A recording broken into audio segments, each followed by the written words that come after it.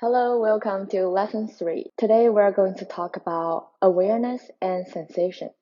So why am I able to dance the way I want? It's because through years of practice, I've built a very sensitive body so that my body can easily respond to different motion, action, sensation, as well as creating different texture and quality of movements. Through our self-discovery process, we will work together and I will help you to build up your body sensation. In order to do that, I encourage you all from now on to increase your awareness while you are dancing. Try to notice the subtle changes of your movement while practicing. Nothing fancy, simply just be aware, just realize and knowing what's going on, and you will find a very big difference.